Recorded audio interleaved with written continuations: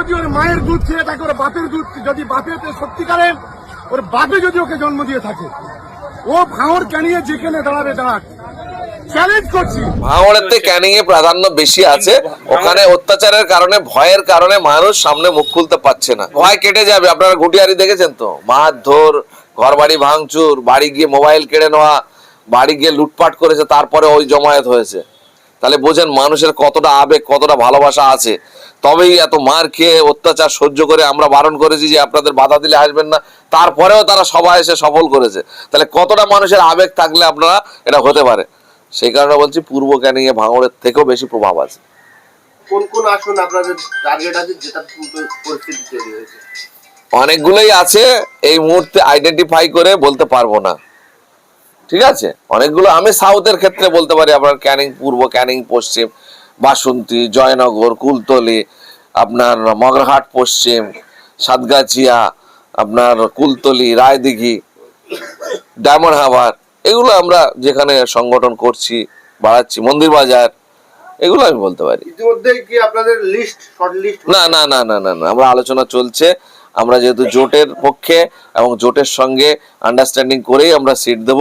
আমরা এবারে বাড়তি কোনো বার্গেনিং করব না, কারণ সাধারণ মানুষের একটা আবেগ, ভালোবাসা আছে যে এবারে সরকার পরিবর্তন হওয়ার চান্স আছে, এবং আমরা সিট বাড়তি নিয়ে কোনো গোলযোগ বানাতে চাইছি না। আগামী দিনে যে নির্বাচন আসছে সেখানে যাতে সুষ্ঠুভাবে 1:1 লড়াই করা যায়, তার পরিকল্পনার জন্য আমরা যদি অল্প সিট নিতে হয় তাও নিতে রাজি রয়েছি। না তা নয়, প্রকাশ করবো একটু যাচাই বাছাই করে। 2-3 প্রার্থী হওয়ার জন্য আমাদের লাইনে আছে, আমরা তাদের মধ্যে একজনকে বাছাই করে নেবো, নিয়ে প্রকাশ করবো। 100 বার সেরকমই তো আমরা খুঁজছি।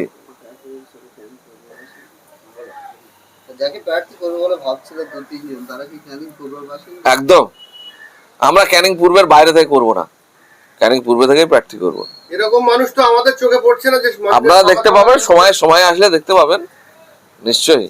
আপনারা ভাঙড়ে যেরকম, এবং বাইরেরও আছে, ক্যানিং পূর্ব থেকে বেশি যোগাযোগ করছে, আমরা ক্যানিং পূর্ব থেকে রাখার চেষ্টা করছি।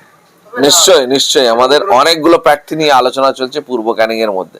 আমরা যাচাই বাছাই করছি কে সামনে থেকে প্রকাশ্যে বুক চিতিয়ে লড়াই করতে পারবে, সেরকম ব্যক্তিকে আমরা ক্যানিং পূর্বে প্রার্থী করবো। ইভেন ক্যানিং পশ্চিমেও প্রার্থী হবে।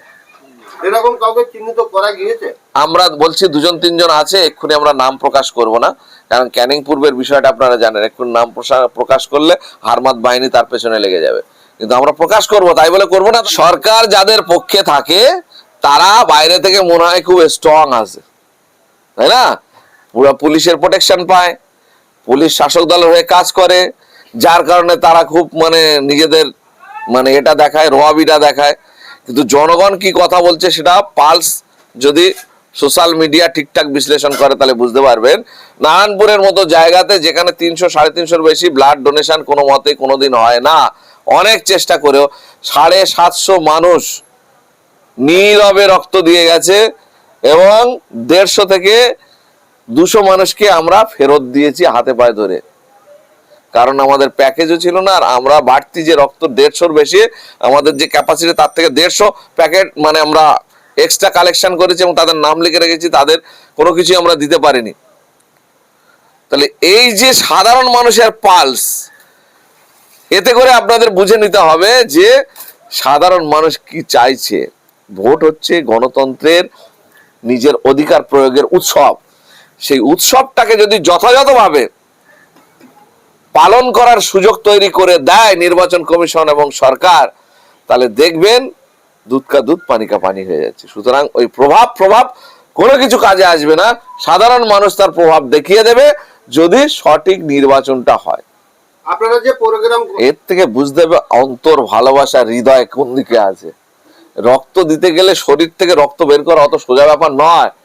যেমন সামান্য হলেও একটু কষ্ট হয়, তারপরে শরীরের নিজের রক্ত ডোনেট করা, কত আন্তরিকতা, কত ভালোবাসা, কত থাকলে তবে এটা সম্ভব হয়। তাহলে সেই আন্তরিকতার জায়গায় ওরা কিন্তু নেই। ভাঙড় তথা পশ্চিমবঙ্গের ম্যাক্সিমাম জায়গাতে আজকে কিন্তু ওদের সঙ্গে সেইভাবে লোক নেই।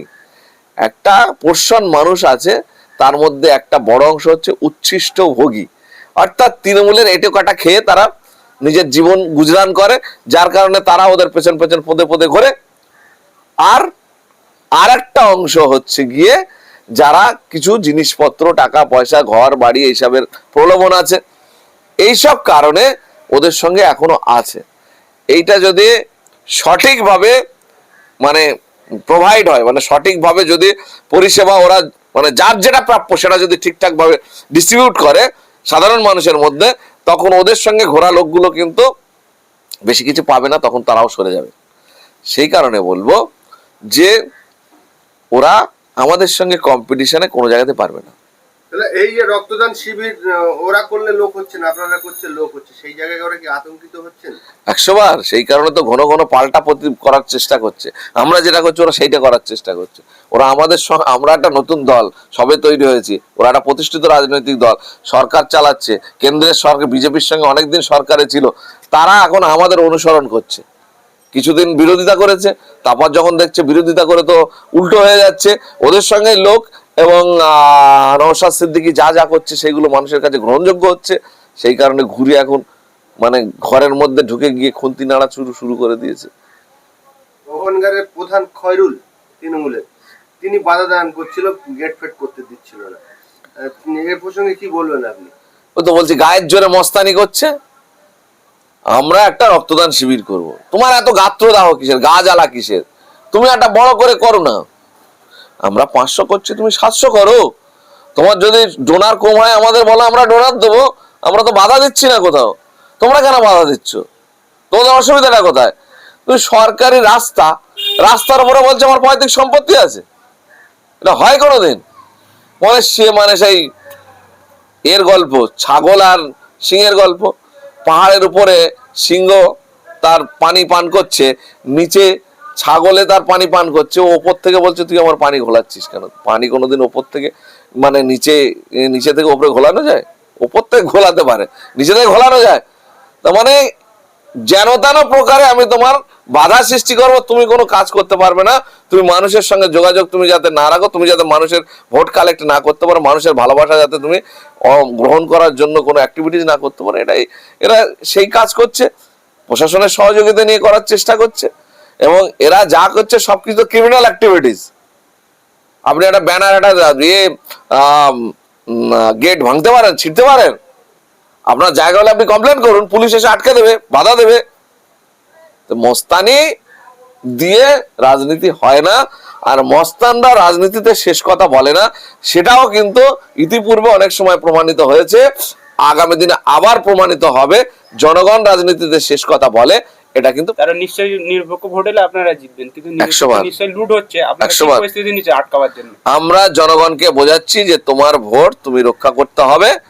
অর্থাৎ আপনি ভোট দিয়ে ঘরে বসে থাকলে হবে না, জনপ্রতিরোধ গড়ে তুলতে হবে। ভোট যাতে লুট না হয়, ছাপ্পা না হয়, রিগিং না হয়, একদম আপামোর যত ভোটার আছে, মা বোনেরা থেকে শুরু করে গোটা ভোটার, পশ্চিমবঙ্গের থেকে বলবো আমি, পশ্চিমবঙ্গে যেহেতু বিধানসভা ভোট আছে, পশ্চিমবঙ্গের প্রত্যেকটি মানুষের কাছে, ভোটারদের কাছে আবেদন করব যে আপনারা আপনাদের ভোটটা দেন, আর ভোটটা রক্ষা করার জন্য ময়দানে থাকুন। ভাঙড়ের মানুষকে আমরা বলছি, আপনার ভোট দিয়ে ঘরে বসে থাকলে হবে না, ঝাঁটা লাঠি জুতো নিয়ে মানে প্রতিরোধ তৈরি করতে হবে, যেন ভোট লুটেরারা ভোট লুট করতে না পারে, ভোটের বাক্স পরিবর্তন না করতে পারে, গণনা কেন্দ্রে যাতে লুটপাট না করতে পারে, তার জন্য প্রতিরোধ সাধারণ মানুষ গড়ে তুলবে।